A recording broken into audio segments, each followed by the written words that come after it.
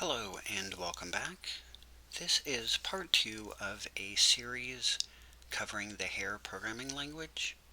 And in this video, I would just like to briefly do a high-level overview of the language and really point out some of the main differences that you will encounter if you're coming from C. Because Hare is a C-like language, and it's really targeting developers in the Linux and BSD space.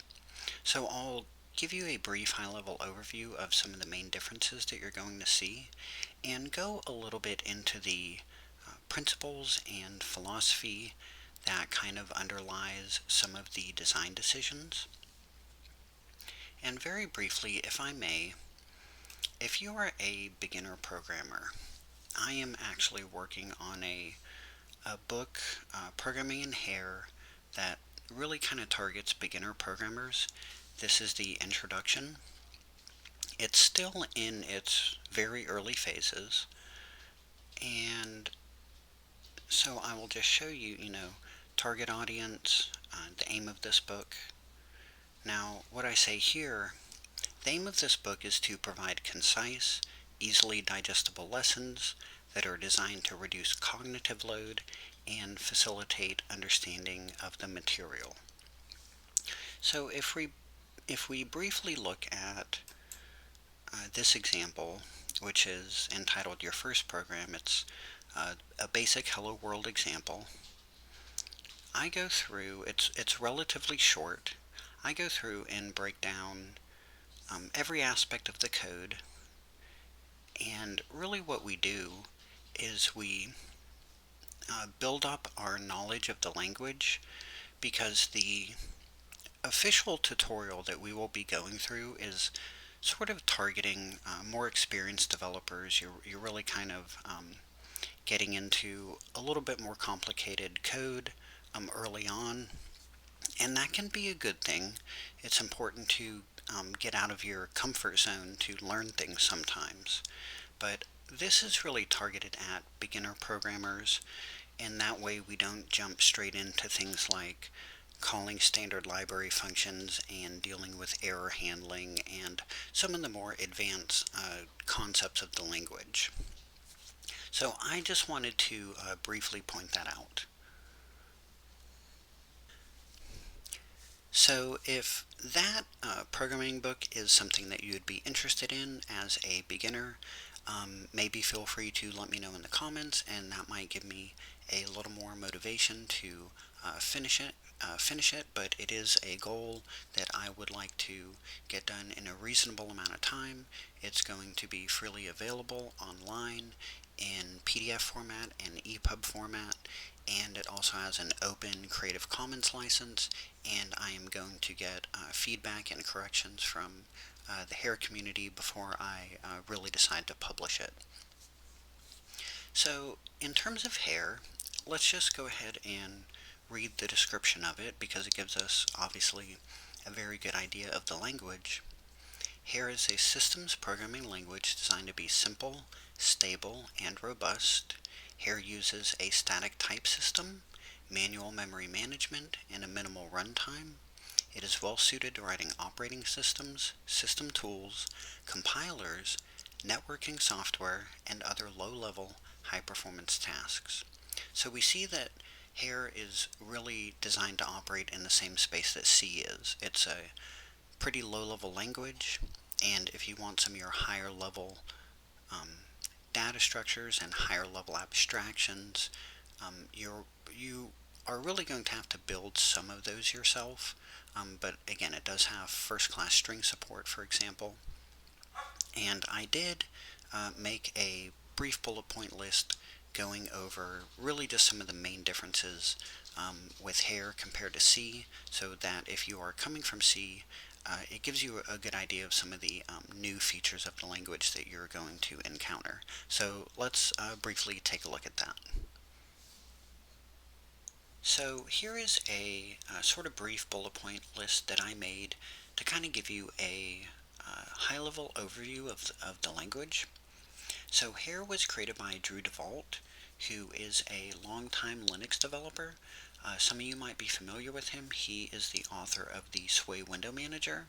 I believe he wrote the WL Roots library. He's done a lot of great work in Linux, especially a lot of stuff around Wayland. Hare has an inclusive community, which is one thing I really appreciate.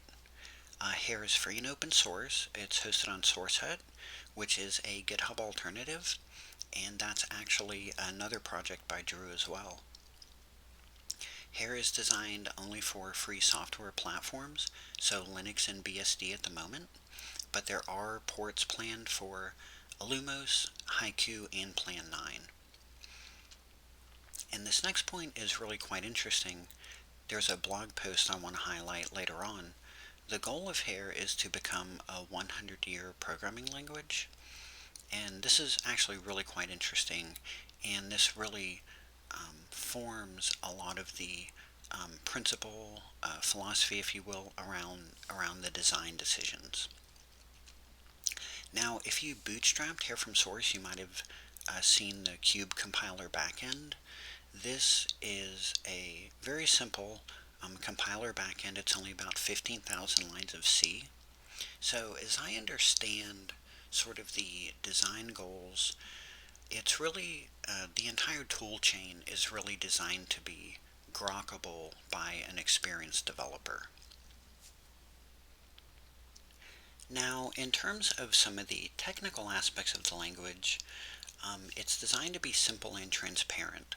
So simplicity, it's possible for a single programmer to keep the entire language in their head.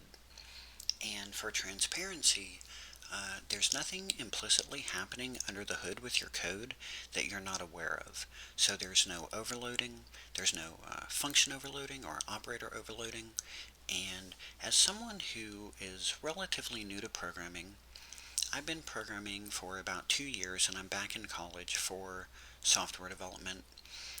I really appreciate these design goals around the language, because when you have to keep sort of extra rules in your head about the language to use it and to understand the code, it just really adds to the cognitive load, and it decreases the ability to understand code, both other people's as well as your own, and it really increases the ability to learn the language.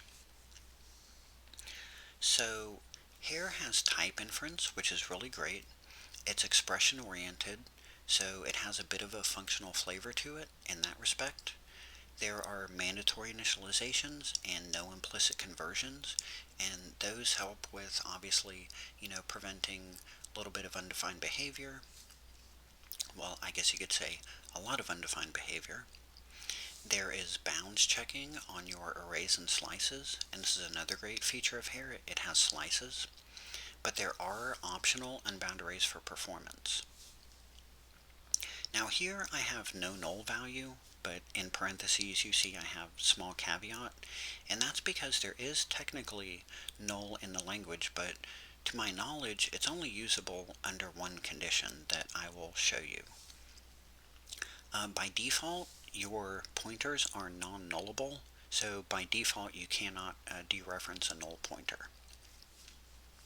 Hare has the defer keyword, and what that is for is, say you allocate some memory dynamically on the heap or open a file, you can place your defer statement, and then once that resource, once that goes out of scope, that resource is going to be cleaned up. Hare has first-class string support, so strings are a built-in type, and they are also UTF-8 encoded. Now, if you're coming from C, you'll probably really appreciate this, at least I do, because I find C strings to be a bit of a headache to work with. It's fine though, go ahead and put skill issued down in the comments, that won't bother me. Hare has for each loops. You might have seen these, for example, in Python. It's a very nice syntax. It's basically syntactic sugar. Hare does support traditional for loops though, and it also has iterators, which are very nice. Hare has algebraic data types and pattern matching, so it has tuples, tuple, tomato, tomato, and tagged unions, or discriminated union. You might have heard of these referred to as variants. Say if you're coming from C++, this would be a standard variant. These are This is a common feature in functional languages, and Hare does have mandatory error handling, and the way you handle errors in Hare is with tagged unions and pattern matching. So there's no exceptions. Errors are types. This is how, when you handle errors, it's with a tagged union. We can get into that a little bit. And you can also define your own custom errors. And another thing about types in Hare is that they are actually their own distinct type that's recognized by the compiler, by the runtime, so it's not something like a typedef in C.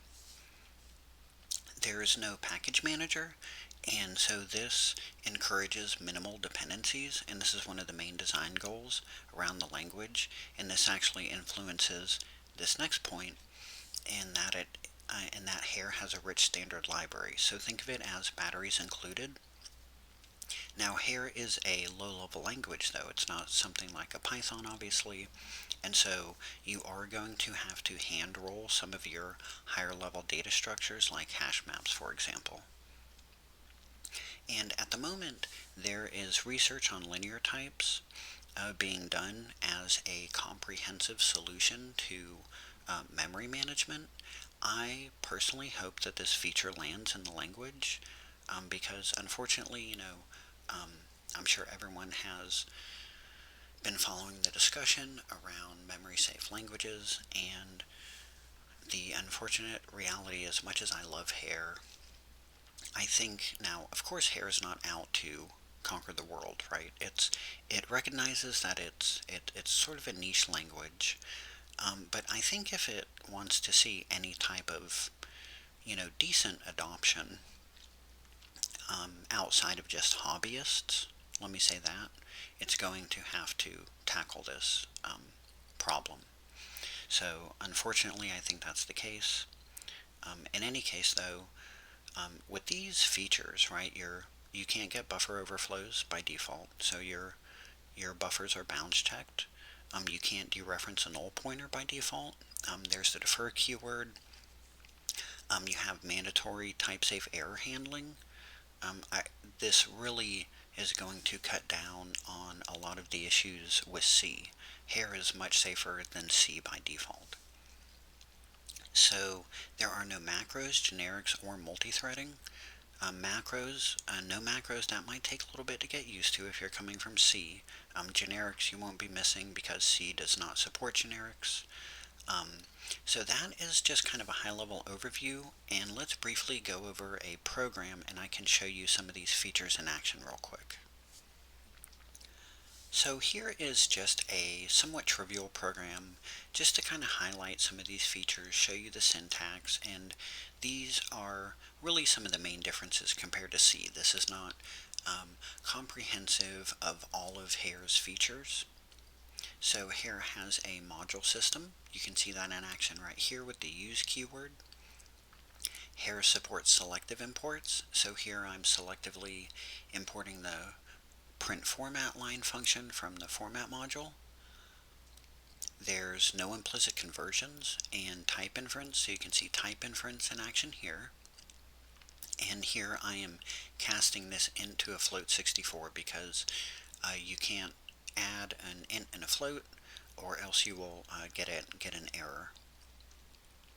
So let is used to define mutable values. Here is the built-in string type in action. Just a simple hello world string from K and R. Here is the print format line function that I selectively imported. So you can see standard library functions are prefixed with the module name, but this is not. I don't encourage this. I just wanted to show you this feature. Here is a format string. You can do your formatting here. This is where you plug in your variable. Hare is expression based, so this is an if expression, and we are returning 5 to bar. Hare supports tuples, tomato, tomato. Here's a nested tuple. Here is a tagged union. So if you are not familiar with tagged unions, this is an exclusive OR, and it says that this variable can be either an int or a float 64. Here is declaring num as const. So this is a runtime constant.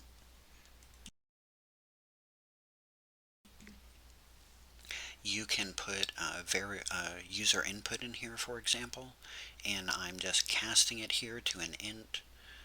Here is just a simple runtime assertion, but I'm trying to show you here this feature of type interrogation. So you can interrogate your tagged union types, and of course this will fail if num is not an int. And this program does compile. I can show you that. Now here I am showing you casting again. This is what a cast looks like, and I'm also showing you variable shadowing. Now you can see this is redeclaring the same variable within the same scope. Some languages will not let you do this, but this is great for building up values. Here is mandatory error handling with tagged unions, also known as variants or discriminated unions. It's a sum type. So we're calling the println function and we're matching against its return value. Here's the return value. It can return size, which is like size t in C, or IO error. And think of this like a declaration. Okay, so we're declaring this variable to be of type IO error within our match statement. And if println, because under the hood println is a system call, so this can fail. And we are required to handle all errors in Hare. So if this returns an IO error, if it fails to print successfully, we're just terminating our program.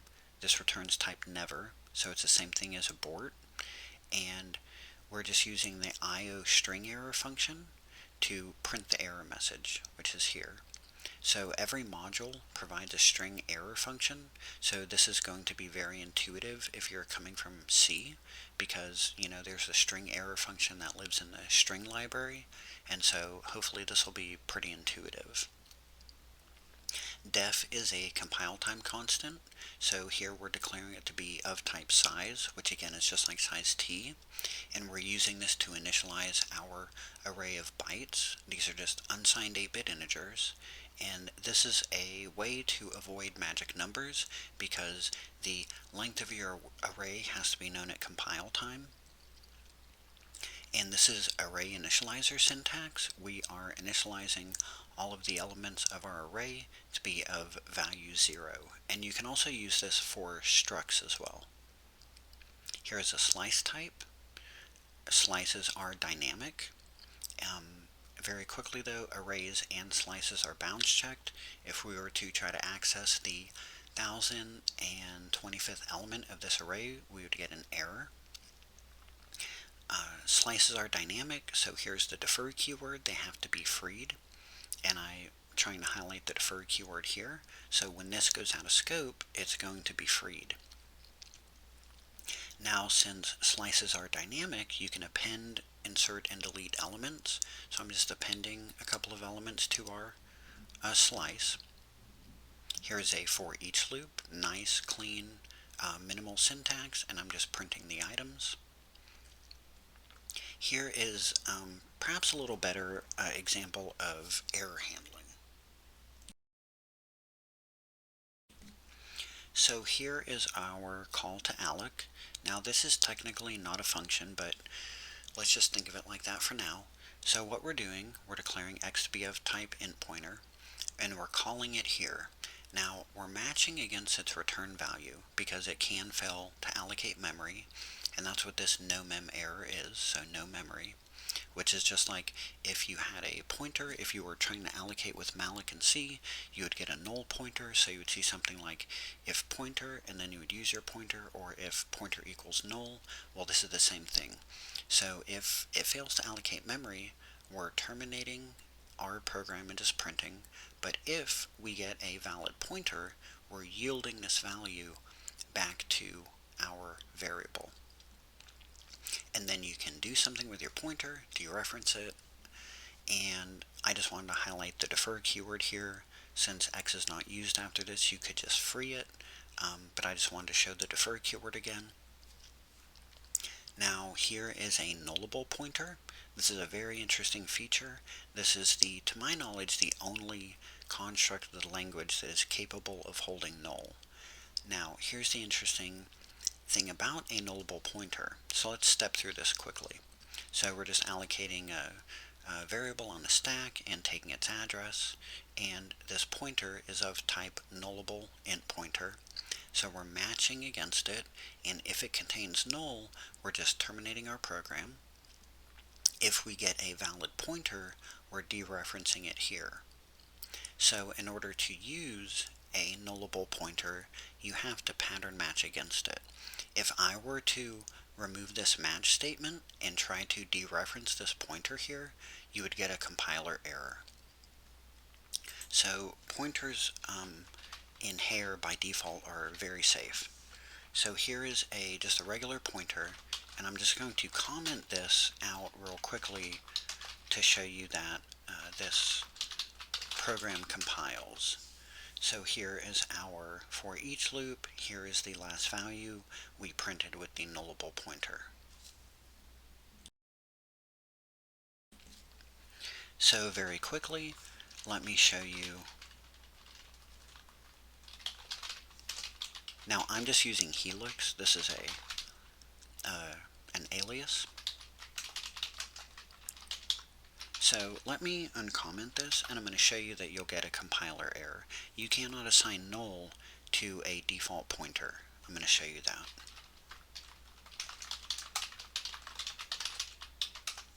You see, initializer of type null is not assignable to binding of type int pointer. The only construct, as far as I'm aware of, that's capable of holding null is the nullable pointer. So hopefully that gives you a good idea of some of the main differences compared to Hare and C. And in this next part of the video, I'm going to briefly go over a couple of the blog posts. So in this part of the video, I would just very briefly like to go over some of these blog posts that I think really highlight some of the underlying principles and philosophy, if you will, that go into the design of Hare. So this first one is by Drew, and it's entitled Hare's Advances Compared to C. Now, I'm not going to go into this one right now. I wanted to point this out because this is a really good read if you're coming from C. This one is called Safety Features of the Hare Programming Language, and this is also by Drew. And there's one part here I wanted to point out, and it says, how do we evaluate the trade-offs of a particular safety feature? Well, we have to keep some of Hare's goals in mind. 1. Low-level programming support, e.g. kernel development. 2. Simplicity in language design and implementation. 3. Transparency and explicitness in code. Now you'll notice that I highlighted these 2 points in the first part of this video, and I would again like to stress how much I really appreciate that these are really some of the main design goals around the language: simplicity and transparency. So this gets into how they evaluate the trade-offs when they want to implement a particular safety feature. These are sort of the things that they weigh against implementing a new feature. So there's one part here, and this covers some of the points that I did already. Now this is important for the language, defining undefined behavior. Hare is really, its goal is to improve on C. And you can see undefined behavior, some would argue, is the scourge of C. So Hare is really out to eliminate undefined behavior. There's another little point I would like to touch on, and that is the no package manager, which you might notice I highlighted in the first part of this video.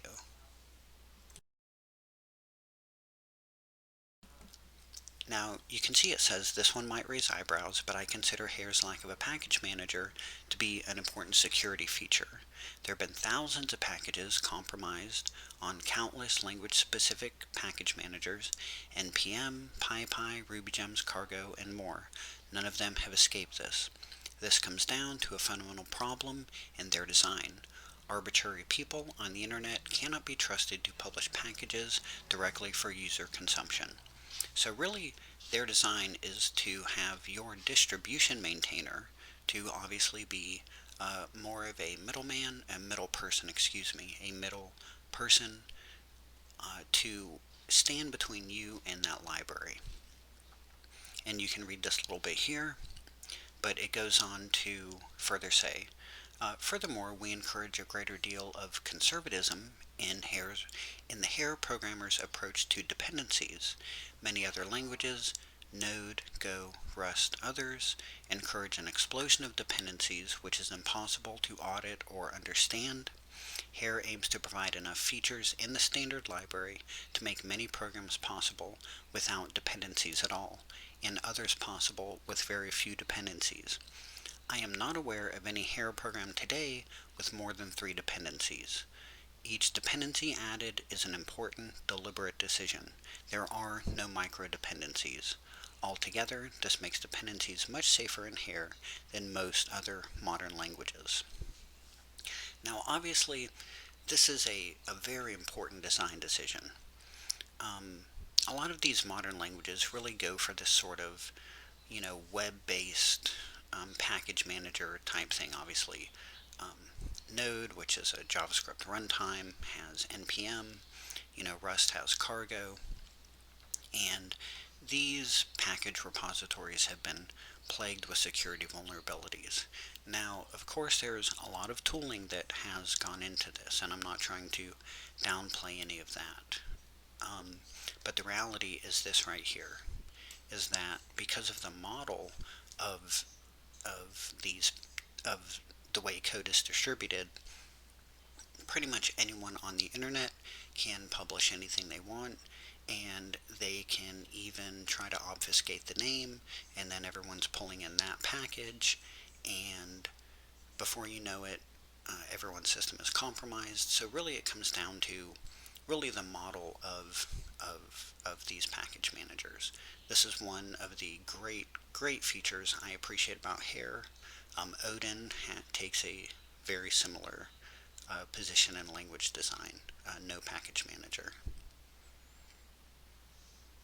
Now this next blog post, again by Drew, it's called Hare Aims to Become a 100-Year Programming Language.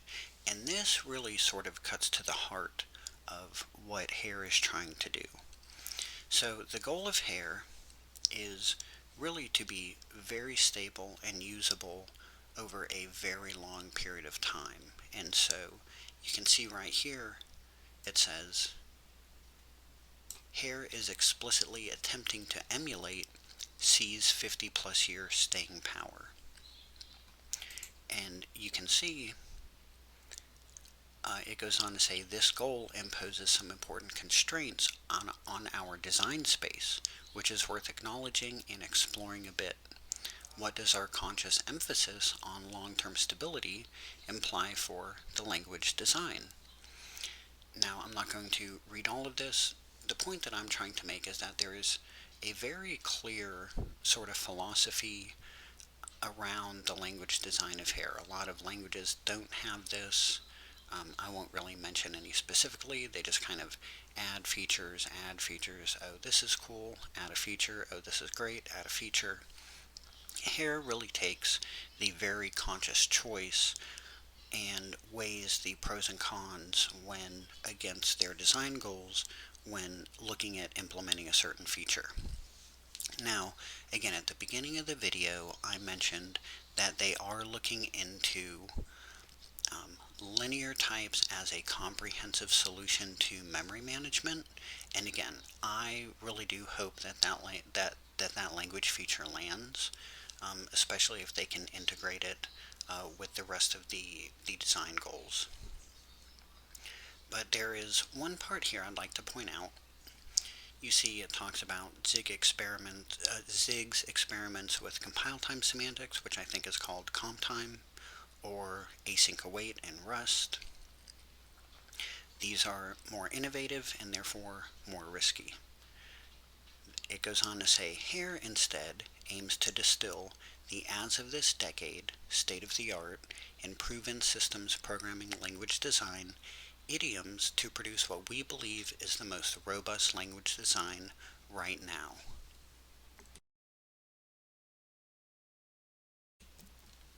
Right, it says, we have made the conscious choice to leave more novel design and experimentation to other languages, so that Hare can fill a niche wherein it may be suboptimal in respects other than stability. Our goal is to make Hare the tool of choice when writing a program which needs to be operational and maintainable for a long time, such that all of the design choices still make sense with a decade or two of hindsight. So obviously, Hare is drawing at where we stand now, 2025. Hare is still in development. There's a wealth of design. Um, there's a wealth of language design to draw on, but obviously, if you want a simple, robust, and maintainable language, you really have to make it simpler, right? That's the explicit design of Go, for example. If you listen to talks by Rob Pike and Ken Thompson and Robert Greisemer, excuse me, who are the designers of Go, they had problems with C++, not surprisingly. Now, I really like C++, especially modern C++, but it's a very complex language with all kinds of edge cases, and so they needed something that was very simple. Well, that is essentially what Hare is trying to do. So you see, it goes on to say, consequently, Hare aims to be a simple, elegant, and robust integration of only battle-tested idioms. In other words, Hare is designed to be a boring language. Now, that's a good read. I think I might have it right here. Definitely worth reading. Let's check that out. So this again is by Drew. Hare is a boring programming language, and of course, everyone might have their own definition of what that means, but you can see he says, you just write the code and it does what you said. Hare aims to never surprise you. Many new systems programming languages are exploring big ideas and novel tools. Zig has comp time, Rust has procedural macros, and so on. Hare lacks any grand ideas. Our biggest idea is ad hoc tagged unions.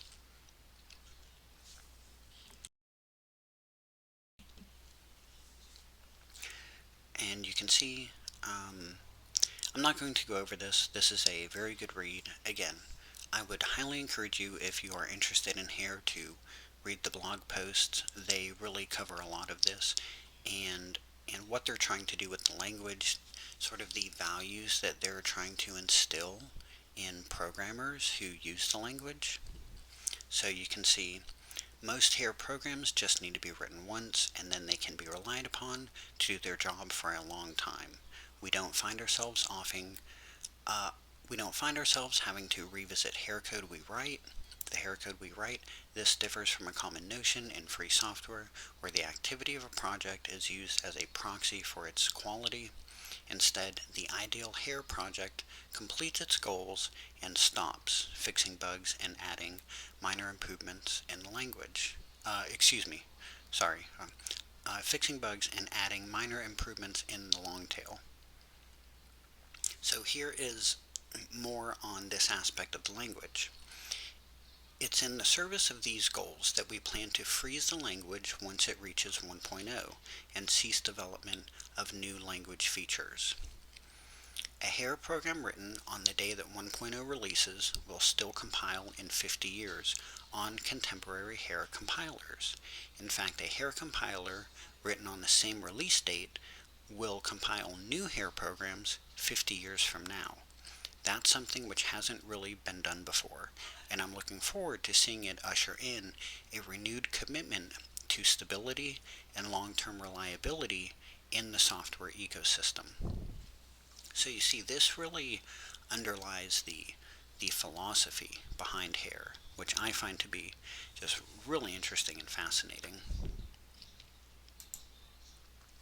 And this one is titled, Will Hare Replace C, or Rust, or Zig, or anything else? This one is also by Drew, and right, basically, no. Hare is not out to conquer the world. Hare um, recognizes that it's sort of a niche language. Although I personally would kind of disagree with that in the sense that I think Hare, it's really designed to be used anywhere C is used. It's much safer. I think it's a great first language to learn, and not only that, I think it's personally, I'm not an experienced software developer, but I think Hare is actually has a lot going for it. I think it's more than just a niche language, is my personal opinion. But the point that I think Drew is trying to get out here is that he's not out to make an explicit C replacement, right? That's not the design of the language. He's out to improve upon C in a way that him and other experienced developers find compelling. And so he says here, Hare aims to be successful within its niche for the programmers that find its ideas compelling and nothing further.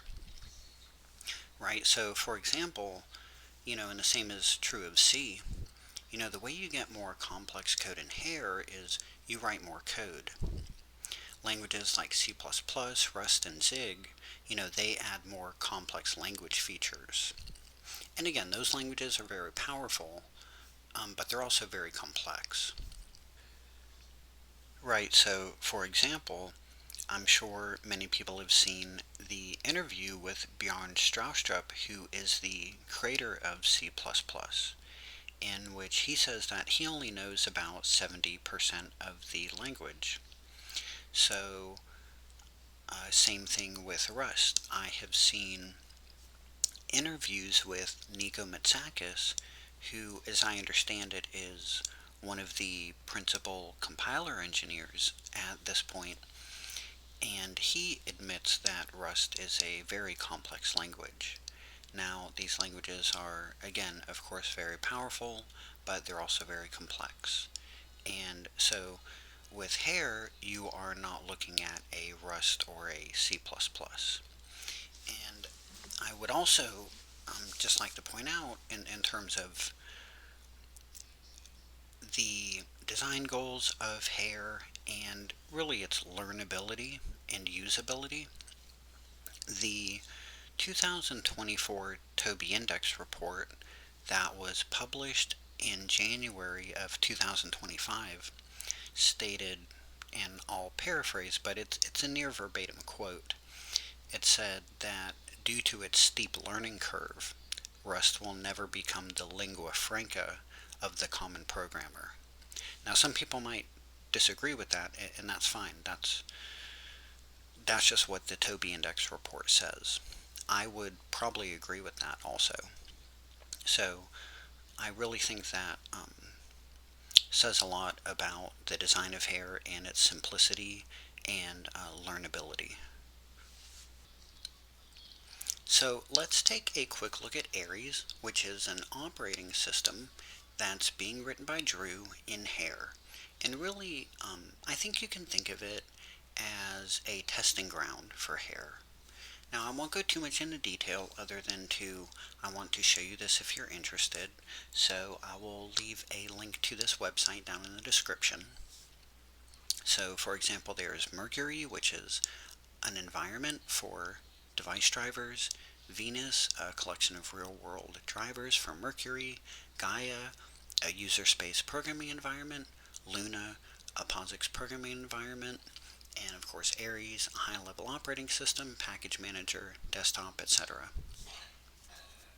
So, very quickly, this is on Drew's blog, and it's Hello from Ares. Now, feel free to read this. It's very interesting. The one part that I want to highlight here is down at the end, and this is it. So they're still There's also still plenty of work to be done and odds and ends all over the project, but it's in pretty good shape and I'm having a blast working on it. I think that by now I have answered the original question: can an operating system be written in Hare? With a resounding yes. So I really wanted to point this out to kind of make the point that Hare is not a toy language. It is really designed by an experienced developer to write real world production code. So that's it for this video. I really appreciate you watching. I hope you found this video both insightful and helpful. I would like to stress again that there will never be any sponsored content or AI generated content on this channel, and I am also trying to make my videos as photosensitive as possible, photosensitive friendly as possible. And if you have any questions, please put them in the comments. And in the next video, we will actually get into the tutorial and start writing some Hare code. So thank you and have a nice day.